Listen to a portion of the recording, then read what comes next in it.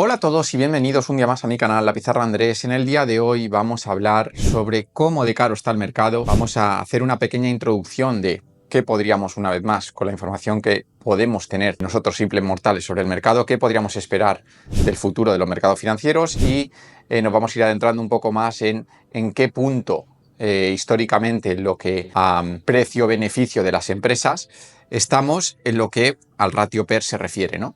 Ya sabéis que el PER significa Price Earnings Ratio y no es otra cosa que el producto de dividir el precio de la acción entre los beneficios de la acción y así obtener un ratio en el que podamos basarnos o podamos utilizar para saber si una empresa, o si en este caso, si un cúmulo de empresas, un índice, está caro o barato. Ya os anticipo que evidentemente después de un rally tan alto como el que llevamos, tan grande como el que llevamos, los precios empiezan a ser un poco ya difíciles de explicar mediante estos ratios, pero vamos a ver con respecto al pasado cómo es esta sobrevaloración, si es entendible, si pudiera ser más y sobre todo qué podríamos esperar de momentos en el pasado en los que vimos un mercado tan a priori caro como el que podría ser este, ¿no? Entonces vamos a ver qué es caro, qué es barato y qué podría venir después, con lo cual empezamos. The term stock market melt-up is being thrown around left and right by experts and media outlets, with some getting very excited and some believing this is a disaster about to unfold. Indeed, a simple 15-year chart of the S&P 500 index shows a very aggressive uptrend in the stock market. Bueno, esto es lo que venimos comentando de que en los últimos 2 años, digamos que la pendiente de subida del S&P 500 quizás sea muy acelerada en comparación con las pendientes de subida que hemos visto históricamente. Ahí lo vemos, ¿no? Recently, yielding a massive 40% return just since October of last year, making... Bueno, ahí lo que vemos es eso, un más 40% en el último año aproximadamente, pues hace que sea una subida significativamente superior al histórico y por tanto, pues que la pendiente se haya acelerado o esté tan empinada como la que veis aquí. Y se parece esa pendiente a otras pendientes del mismo recorrido que hemos visto en el pasado, ¿vale? Que lo señala ahí, insisto, una vez más, esto es lo que en inglés se conoce como cherry picking, que es ir a buscar lo que te conviene para luego explicar que viene una corrección. Esto es un poco incorrecto desde un punto de vista estrictamente estadístico, pero sí que es cierto que, oye, hay una similitud, no queremos decir que esto vaya a ocurrir ya mismo, pero sí que en el pasado, cuando se ha visto una pendiente tan grande como esta, pues después han venido correcciones. Bueno, ahí lo vemos que un más 40 en el último año es algo que hemos visto durante 15 veces en el histórico del S&P 500. Bueno, aquí estaría la primera pregunta.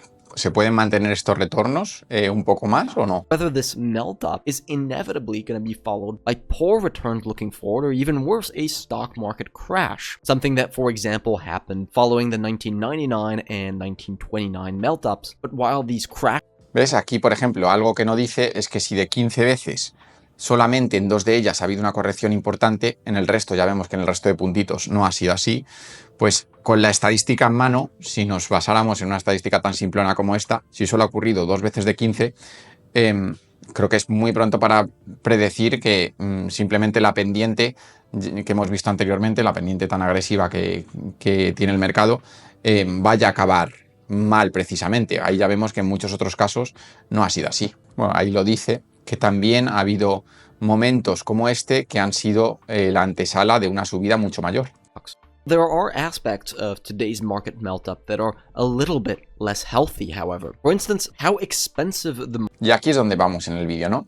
Cómo de caro está el mercado para un poco decir si esta subida tan agresiva podríamos justificarla de alguna manera o es que lo que vamos a ver ahora, el Price Earnings Ratio, el PER, se ha ido un poco de las manos, ¿no? Esto es lo que hemos hablado muchas veces, que el S&P 500 a la larga solo sube y ahora va a explicar por qué, aunque yo ya lo he hecho varias veces. As you can see from this line right here, stock market earnings just seem to go up in price. Vale, el primer motivo es, y el principal motivo, es porque los beneficios empresariales solamente suben. Entonces, si las empresas cotizan en términos de acciones y la empresa cada vez vale más, las acciones que hay debajo, que es lo que descomponen ese valor de la empresa, pues también tiene que valer más, ¿no? Entonces, si los earnings suben de las empresas, si los retornos son crecientes de estas empresas, las acciones suben también. Over time, which drives the S&P 500 index up over time. because the price of pretty much everything in the economy. Vale, y esta es la explicación, que prácticamente el precio de todo solo sube, la famosa inflación, ¿no? Que ya conocemos. Bueno, ahí tenemos, pues por ejemplo, casos de inflación bastante sencillos de entender, lo que valía una casa en 1960 con respecto a lo que vale en 2024, lo que valía un paquete de pan en 1963 con lo que vale a día de hoy, ¿no? Por eso muchas veces lo que os he explicado, tener casi cualquier inversión en un activo sale bien a largo plazo y casi cualquier justificación para estar parado en cash durante mucho tiempo sale mal, evidentemente, porque pierdes el poder adquisitivo, ¿no? Por eso la importancia de invertir casi en lo que sea.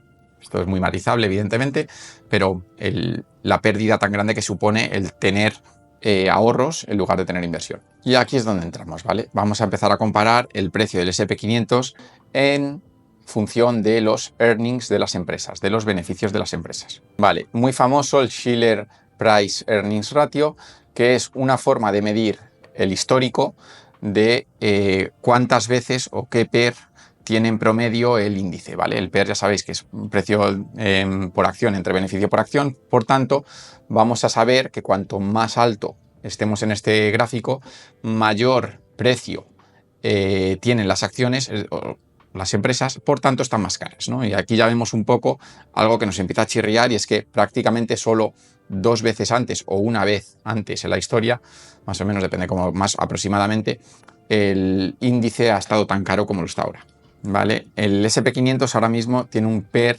de 37. Esto es una barbaridad, ¿vale? Porque el PER promedio histórico ha estado en torno a 18-20, con lo cual podríamos decir que incluso hay una sobrevaloración, así a priori, con un análisis simplista, hay una sobrevaloración del mercado de un 50%. Vamos a ver que esto no es del todo cierto, ahora veremos por qué, pero así de primeras, con un análisis muy simple, sí que nos da la sensación de que el mercado está caro, ¿no? Como vemos en este gráfico. Vale, y esto es un poco, basándonos en los históricos, podríamos decir que en los próximos años los retornos promedio del S&P 500 deberían ser mucho más tranquilos o mucho menos agresivos, mucho menos rentables que los pasados años, para ajustar esa valoración que a día de hoy se descuenta demasiado alta, ¿no? Can prove that out. This is a chart that shows us the 10-year return of the stock market at any given point in time. So typically the S&P 500 can return as much as 300% in 10 years and as little as negative 50%, meaning the S&P... Bueno, ahí veis un poco, en 10 años, dependiendo de dónde entres, ha habido periodos en los que pues has podido obtener hasta un 300% en 10 años, lo que sería un retorno increíble, o incluso si entraras justo en el peor momento, podrías también tener un periodo de 10 años en el que perdieras hasta un menos 50%. De ahí la importancia de hacer DCA, de ir aportando, y las personas que se lo pueden permitir, incluso de comprar cuando los mercados se caen. Vale, y cuando le dan un poco la vuelta a la gráfica que hemos visto antes de las valoraciones, vemos que no siempre, pero que en gran medida, valoraciones muy altas terminan en recesiones o en correcciones muy grandes, como lo podemos ver ahí, ¿no? Of the stock market from today's valuation are going to be very, very low, potentially just as low as in 1999 and 1929. Entonces, con ese gráfico es con lo que más o menos están intentando predecir que en los próximos años los retornos del índice van a ser significativamente menores e incluso negativos podrían ser, ¿sabes? Podría ocurrir que estuvieras durante una década sin ganar dinero, especialmente los que entraron de golpe arriba del todo, los que puedan ir acumulando, probablemente durante unos años estarán perdiendo, pero esa fase de acumulación, esas compras cuando el mercado está cayendo, podrían hacer que ante un rebote, digamos pequeño, ya tu cartera volviera a positivo, ¿no? Vale, y aquí una pregunta interesante. Oye, si esto está tan caro, ¿cómo es posible que sigan subiendo, no? Y en esto estoy de acuerdo. Pregunta, lo mejor es que estamos ante un nuevo paradigma en el que los ratios PER históricos ya no sirven, porque la sociedad es otra, la forma de consumo es otra, y por tanto el nuevo PER establecido para una empresa que sea sana ya no es 18-20, a lo mejor es 25 o 30, ¿no? Es un poco lo que podría estar cambiando, ¿no? Con el cambio que hemos tenido tan brusco de la sociedad, sobre todo con la entrada de las tecnologías y demás. Arguments that do support this, because S&P 500 companies have never been as profitable as they... Vale, entonces en la lista de motivos para pensar que esto podría ser así, pues tenemos que el SP500 nunca ha sido tan beneficioso, las empresas nunca han tenido resultados tan buenos como los que están teniendo en estos últimos años, con lo cual ahí podríamos tener un poquito de explicación. Vale, esto sería como una revolución industrial 5.0 en el que todo el proceso de automatización, de las tecnologías y demás está haciendo que muchas empresas puedan escalar sus beneficios a una velocidad mucho mayor que lo que podían hacer hace 10-15 años, ¿no? Entonces esto podría ser una explicación, ¿vale? Estos son los márgenes de beneficio de las compañías del SP500. Since the 1980s, following the internet and tech boom. Y bueno, ahí lo vemos como los márgenes están por las nubes, cosa que es muy positivo para las empresas. Es decir, esto podría ser una justificación para que los mercados a futuro estuvieran más caros que de costumbre. Para que nos hagamos una idea, históricamente entre el 5 y el 10% podríamos tener los márgenes habituales y por encima del 10%, en el 10 o el 10%, hablamos ya de márgenes significativamente altos para una empresa promedio y luego, bueno, evidentemente luego hay empresas como Apple que a lo mejor tienen márgenes de en torno al 25%, pero históricamente los márgenes de una empresa donde se han movido han estado siempre por debajo del 10%, no siempre porque depende del sector y demás, pero en promedio podríamos hablar de una cosa así, que es lo que explica en el vídeo, y a día de hoy casi cualquier empresa puede tener márgenes perfectamente del 10%, que era algo impensable hace 20 o 30 años. Are more profitable than ever, and the profitability of a business is one of the major factors that you should take into consideration as an investor. And it's very likely that you'll be... Entonces, esta forma o estos márgenes tan altos es parte de lo que podría ser una valoración de la empresa que hace que gane atractivo, con lo cual podríamos pensar que parte de esos ratios tan elevados que puede tener el mercado a día de hoy se pueden justificar con la mejora de los márgenes de las empresas, entonces parte de la mejora de su salud financiera, ¿no? Bueno, en esto estoy de acuerdo. La valoración histórica, bueno, él dice que está en torno a 15, yo me iba más bien a la valoración de los últimos 20, 30, 40 años de mercado. Creo que comparar los últimos 30 años con todo el internet y demás con los últimos 60 es mezclar dos cosas totalmente diferentes. Y él se va pues un poco a que la valoración más o menos que se tendría que tener en cuenta como histórica a día de hoy debería estar en torno a 20. Yo en esto sí estoy más o menos de acuerdo. Reflecting a generous 30% increase in corporate productivity and an expansion in... Es decir, él ya daba por hecho que el PER 15 histórico no tenía sentido y que el nuevo PER aceptable para asumir que una empresa estaba bien ya en los últimos años era de PER 20. Y exacto, o sea, cuando estudias esto, normalmente lo primero que te dicen un profesor es que en torno a PER 18, PER 20 una empresa está bien valorada. Eso lo llevo escuchando yo 10, 15 años. ¿Quién te dice a ti que el nuevo PER con estos cambios que ha habido en los mercados no pueda ser de un PER 25, por decirlo de alguna forma? Dicho esto, el PER actual sí que parece fuera de todo tipo de razonamiento, pero sí que da la sensación de que el PER poco a poco va a ir subiendo en el largo plazo, tal y como hemos visto aquí. Profit margins over the last few decades as a result of advances in technology. The problem is, today valuations are nearing 40, more than twice. Correcto. Es que aunque asumiéramos que 20 o 20 y pico es un PER justo, es que hoy estamos cerca de PER 40, cosa que es muy difícil de explicar de una forma racional, ¿no? ¿Vale? O sea, los márgenes han subido un 30%, pero es que las valoraciones han subido un 100%. Eso no tiene buena pinta, o sea, no tiene sentido. Claro, y aquí vamos a la segunda derivada, es decir, ¿se podrán mantener los márgenes a los niveles actuales o bajarán? Evidentemente, si bajan, eso acabaría con un empeoramiento de los resultados empresariales y, por tanto, una bajada en los mercados significativa. Pero bueno, eso ya es entrar en suposiciones, ¿no? Substantially. We've seen this occur in pretty much every single recession throughout history. So we'll only really know how resilient these high profit margins are in the next recession. Our personal bet would be that profit margins end up contracting quite substantially in the next recession. Sí, yo estoy de acuerdo. O sea, si la recesión viene por falta de consumo y las empresas venden menos y demás, es probable que tarde o temprano los márgenes también se resientan. Pero vamos, esto es especular.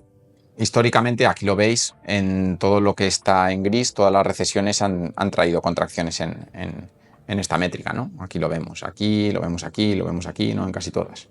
Bueno, en 1999 las valoraciones incluso subieron a 43 y eso que las empresas eran un 20% menos beneficiosas que ahora, con lo cual esto nos podría decir que todavía incluso habría margen de ver esto subir. Bueno, aquí se tiran a la piscina con que la recesión podría llegar en enero de 2025. Bueno, esto ya es opinión. Yo más o menos creo que del año que viene tampoco nos libramos, pero no, a día de hoy, con los datos actuales, como siempre digo, no hay motivos para creer que el mercado no pueda seguir subiendo, tal y como vemos aquí, ¿no? Bueno, y más o menos eso ha sido todo. Estoy bastante de acuerdo con lo que vemos aquí, es decir, mercado sobrevalorado, sí, parte justificada también. Probablemente queda todavía un tirón más del mercado, todavía un poco más del ciclo alcista. No vemos nada preocupante a día de hoy en los mercados como para decir, oye, puede pasar esto o lo otro, quitando evidentemente eventos de guerras o cosas exógenas que no podamos predecir. De lo que sí que tenemos control o visión, que es un poco pues datos de empleo o datos de PIB, inflación y demás, parece todo que está más o menos en orden. Entonces, bueno, seguiremos haciendo estos vídeos, seguiremos buscando posibles updates. Por ejemplo, este canal Bravos Research, que antes se llamaba Game of Trades, para los que tengáis curiosidad, y aunque es un poco catastrofista a veces en sus vídeos, creo que es bastante útil para seguir el mercado. Yo lo reacciono a menudo. Y nada, chicos, si os ha gustado, si tenéis dudas, me las dejáis en comentarios. Y nosotros nos vemos en el siguiente vídeo. Se despide la Pizarra Andrés.